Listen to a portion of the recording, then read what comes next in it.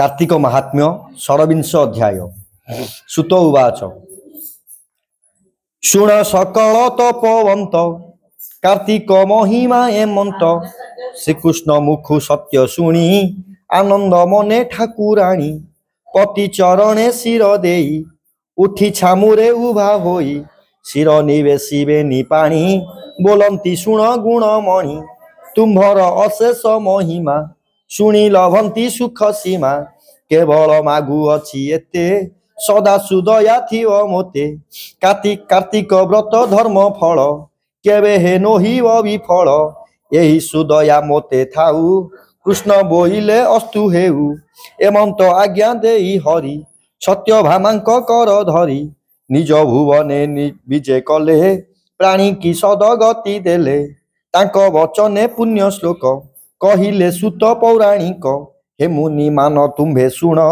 कार्तिक व्रते जेते गुण सकल व्रत मध्य सार भव नदी की वर्णाधार जे एहा मने ज्ञाने धरी कार्तिके विष्णु आश्रय करी स्नान हविष्य दीप माने तुलसी मूले उद्यापने ए चारि भाव भागरे जे भजे इसिते चतुर्भग भुंजे ए वाक्य शुणी मुनि माने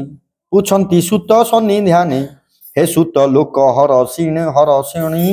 संसारे मध्य पुण्य प्राणी जेते कहिब पुण्य फल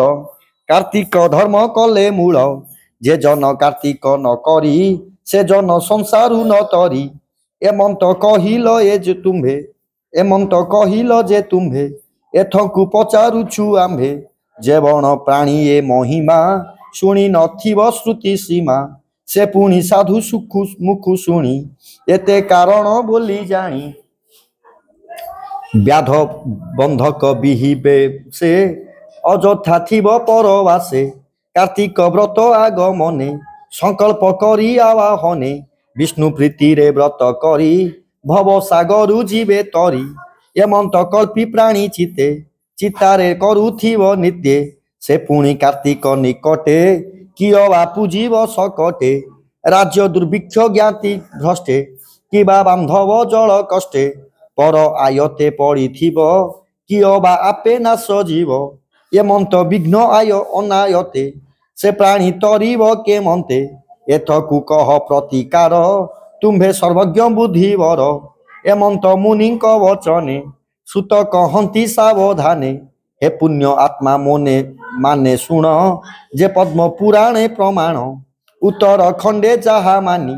कही अछंती पद्म जोनी से धर्म कार्तिक कृत्य जे बण जन वांछा करे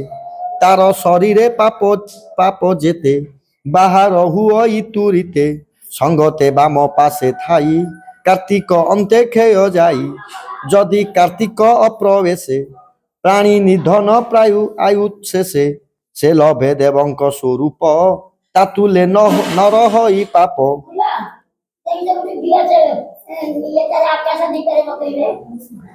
जेबे जीवने वर्ती थाई कार्तिक आद्य विघ्न होई तिनि प्रकारे तप माने गृह प्रवासे किंबा मने एमंत हेले अकर्तव्य केबे हे व्रत न छाड़िब जे अकर्तव्य व्रताचारी ता धर्म कहिले न सरी किंचित कले पूजा विधि सहस्र गुण रे प्रसिद्धि विशेष हरिहर आळ कार्तिक कृते महाफल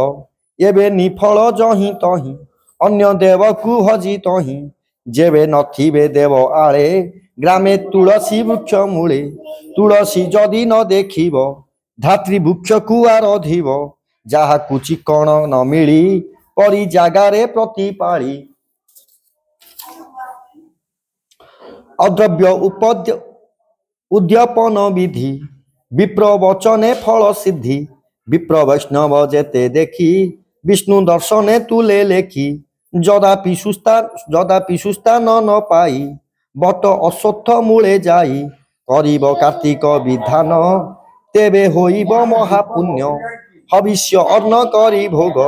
आमिष द्रव्य परित्याग एमंत अकर्तव्य काले कार्तिक व्रत जेवा पाळे किंचित आराधना कले কার্তিক ধর্ম পাই ভলে অপার শস্রে গরু দান ফল লভ ই দুঃখী জন বিষ্ণু শ্রীমুখে আজ্ঞা অছি এথে সংশয় নাহি কিছু কহ ই মহাদেব দাস কার্তিক ব্রতে মোর আস ইতি শ্রী পদ্ম পুরাণে উত্তরাখণ্ডে কার্তিক মহাত্মে কার্তিক ব্রতে বৃহত্ত কর্ম কথনে নাম ষড়বিংশ অধ্যায়।